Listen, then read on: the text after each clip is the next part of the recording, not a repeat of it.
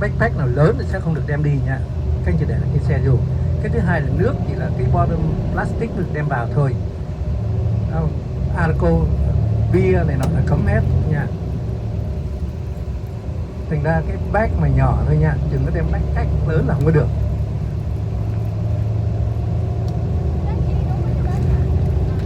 So once again you can contemplate this beautiful triumphal arch symbolizing our victory, and to the left hand side you can see the complex of modern buildings. Some of the structures are already done, some of the structures are still under construction. This is Moscow City. The idea of Moscow City is to incorporate in one area not only private apartments but also a business center, offices, trading center, restaurants, and the complex was opened in 2000. There was constructed one tower with a pedestrian bridge. There are several panoramic platforms inside that skyscrapers. Many people say that it's nice, but the other people say that the disposition of this complex is not good because it's violating the historical panoramic view of the city. You can see that Moscow is eclectic of different styles. In St. Petersburg, everything is built more like in the classical style.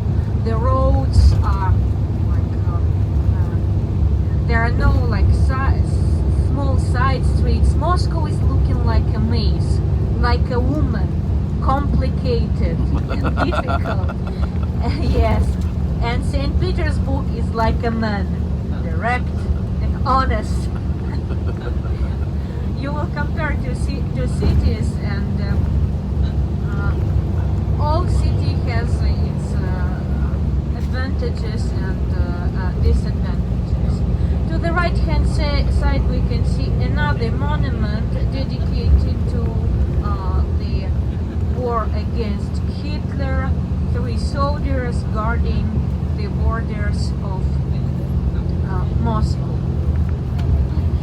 In our front, a little bit in a distance, we can see the structure that resembles a book, an open book in its shape.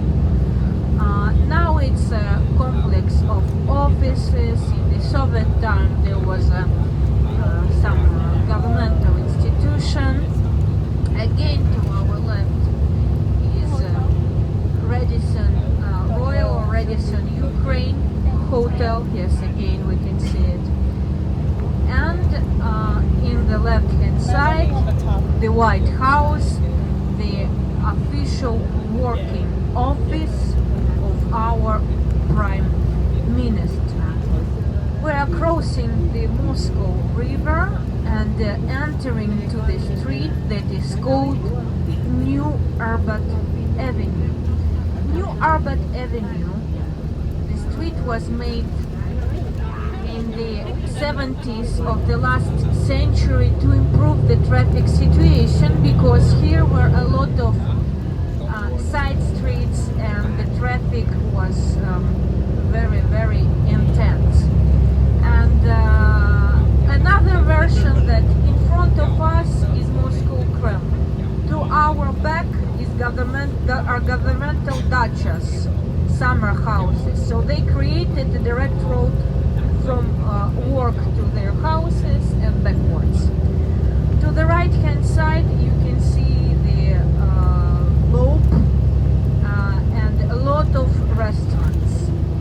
10 years ago it was a zone, an area of casinos. Now gambling in Russia is completely prohibited. It's outlawed. And that's why here now are situated a lot of different nightclubs, shops, cafes, bars.